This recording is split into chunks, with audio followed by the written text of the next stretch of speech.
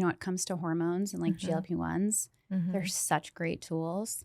Yeah. And so many women also have to step back at this phase of life and go like, what have I been tolerating? How did I get here? How did I get here? Yeah. Why am I doing all of this? Yeah.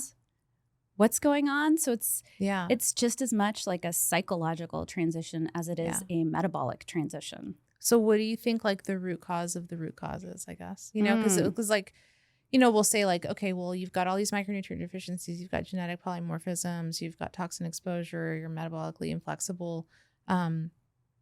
Here are all these biomarkers that are off, and your hormones are also like depleted or gone or on a roller coaster ride.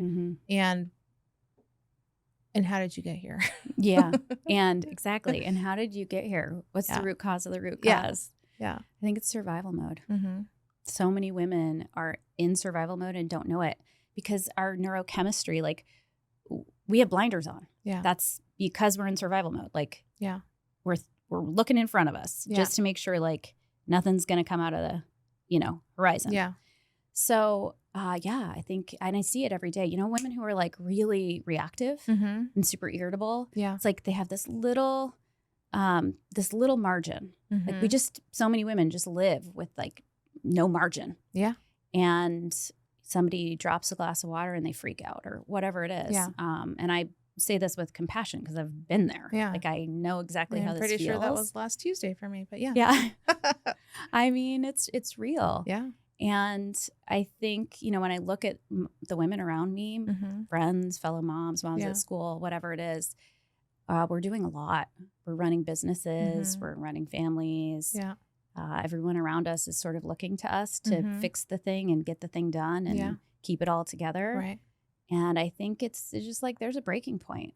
Yeah. And it's hard when you're capable, right? Oh, yeah. It's a double-edged sword. Yeah. Because it's awesome, but it's also, you take up a lot upon yourself. Totally. I mean, it's great. We have so much to be proud of. And I don't want to diminish what women have achieved and what we can do. Right. Because that is really awesome as well. Yeah.